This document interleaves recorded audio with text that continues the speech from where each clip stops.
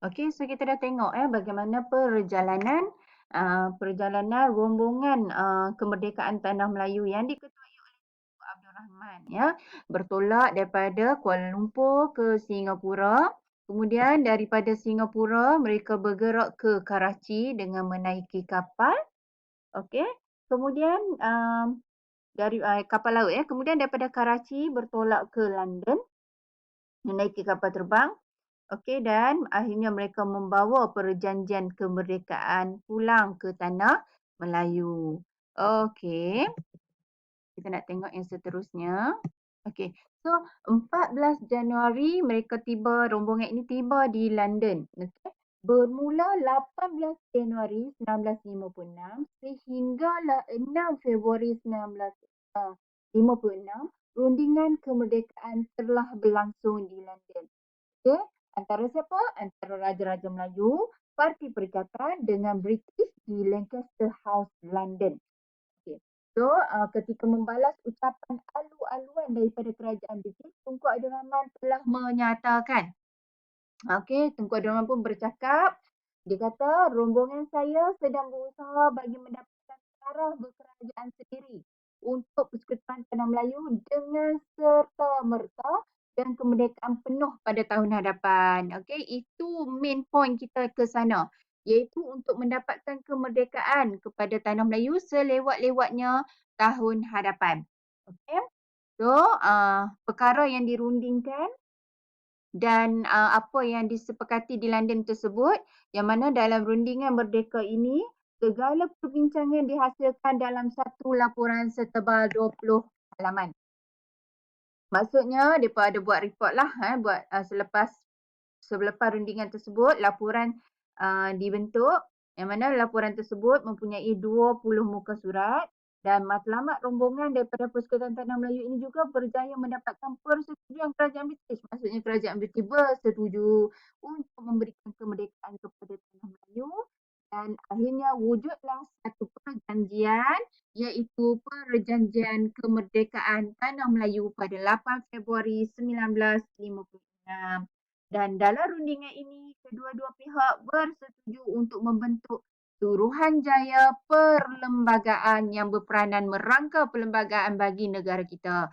Of course, bila dah bagi kemerdekaan kepada kita dah capai status negara merdeka, kita mentadbir negara kita sendiri, kita perlu ada perlembagaan negara kita yang orang kata sesuai dengan penduduk negara kita. Kita tak boleh lagi nak guna perlembagaan mengikut corak negara lain.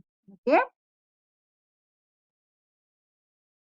Okey, so kita nak tengok perkara-perkara yang dirundingkan dan disepakati di London antara British dan juga wakil daripada Tanah Melayu. So, apa yang British minta? Apa yang British minta di dalam rundingan tersebut? Yang pertama, British nak supaya ahli majlis eksekutif, iaitu selain Ketua Setiausaha dan Pegawai Negara, dilantik oleh Pesuruhjaya Tinggi dengan nasihat Ketua Menteri. Maksudnya dia masih lagi nak supaya ahli majlis eksekutif, maksudnya pelaksana-pelaksana lah yang akan mentadbir negara kita ini dilantik oleh Pesuruhjaya Tinggi British. Tetapi atas nasihat kita punya Ketua Menteri pada ketika itu, iaitu Tunku Abdul Rahman. Okey, yang kedua, kerajaan Melayu harus memberikan ganti rugi kepada pegawai British yang diberhentikan. Sebab dia ada kaitan dengan bab yang sebelum ini, bab 8 kita bincang. Okey, peranan kabinet pertama. Setelah kita kata menang dalam pilihan raya, kita dah ada menteri-menteri kan.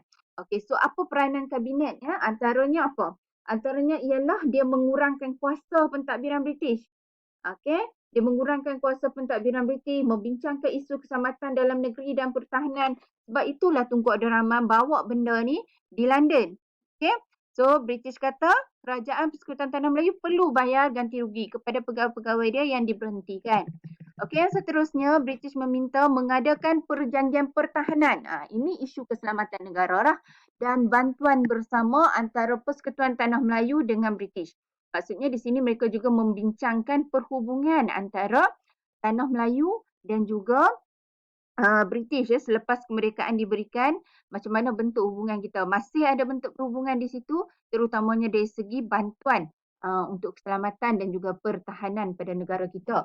Okey, seterusnya pihak British dan juga Commonwealth akan memberikan bantuan seperti pertahanan kepada persekutuan Tanah Melayu. Pihak British dan Commonwealth. Commonwealth maksudnya negara-negara yang dijajah oleh pihak yang pernah dijajah oleh pihak British lah. Banyak negara Commonwealth ni banyak. Banyak benua. Benua Eropah ada, benua Amerika, benua Amerika Selatan, Amerika Utara, benua Afrika dan benua Asia. Benua Asia ni kita lah. Malaysia, India, Pakistan, Sri Lanka, Singapura, Bangladesh, Brunei antara negara-negara yang pernah dijajah oleh British. So, negara-negara ini akan memberi bantuan kepada kita sekiranya kita memerlukan bantuan pertahanan daripada mereka. Okey, itu apa yang diminta oleh pihak British di dalam rundingan tersebut. Okay, kita nak tengok pula apa yang diminta oleh perwakilan Tanah Melayu, iaitu daripada Raja-Raja Melayu dan juga Parti Perikatan lah.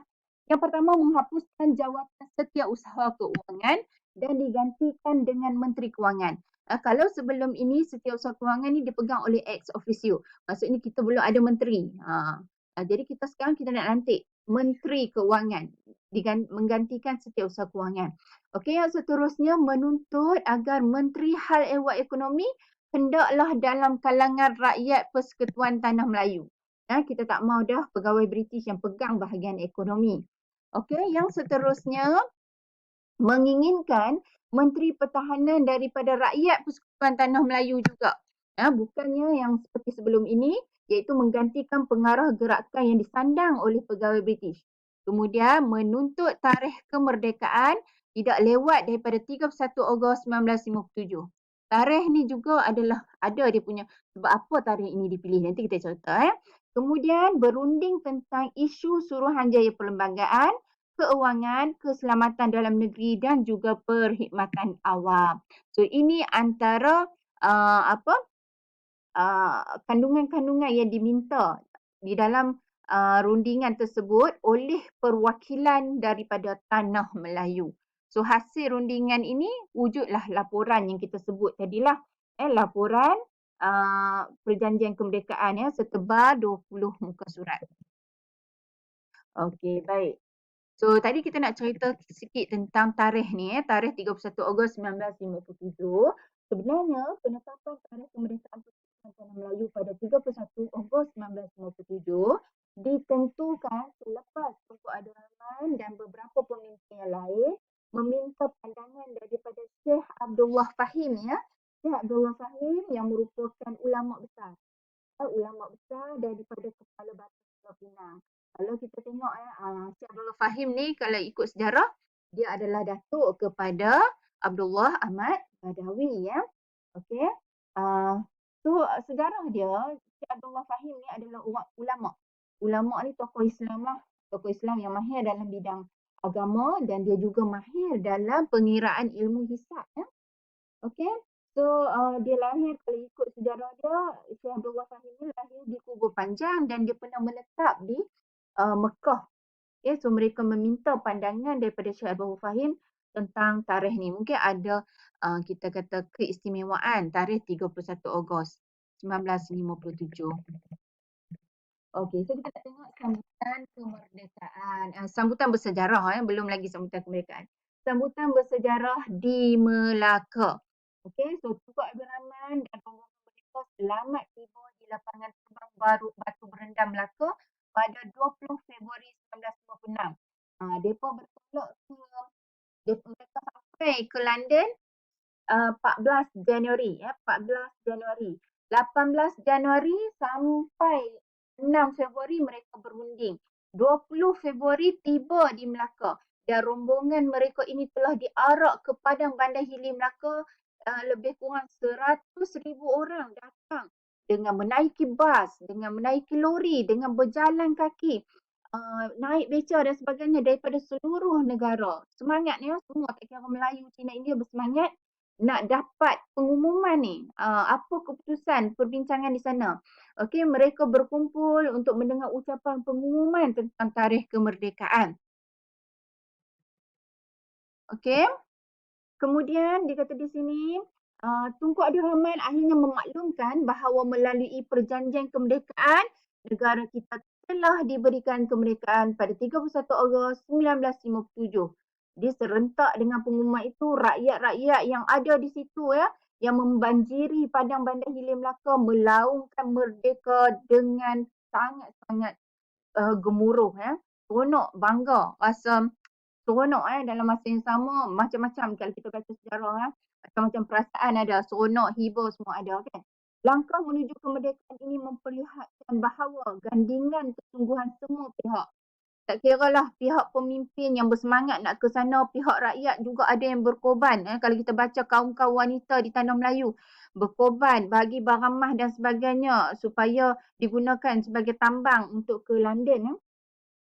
Okey, seterusnya dia kata di sini pengajaran dia. So, apa pengajarannya di sini? Keputusan yang dipilih oleh pemimpin negara kita harus hormati supaya keharmonian berkekalan selamanya. Maksudnya apa yang pemimpin negara putuskan untuk buat untuk negara kita itu adalah yang terbaik.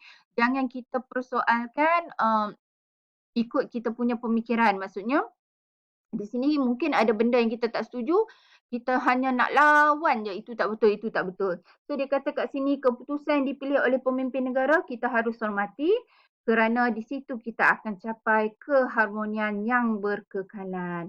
So kamu boleh rujuklah buku teks muka surat 219, kat situ ada keadaan kita tengok bagaimana Leong Yukoh berucap di Padang Bandar Hilir Melaka. Gafar Baba mengetuai perhimpunan di Padang Bandar Hilir Melaka. Witi Sambatan menyambut kepulangan Tunku Abdul Rahman dengan kalungan bunga. Okey. So kita akan stop di situ dulu untuk hari ini. Kita akan sambung pengajaran seterusnya itu 9.2 dalam kelas yang seterusnya. Okey, terima kasih. Assalamualaikum.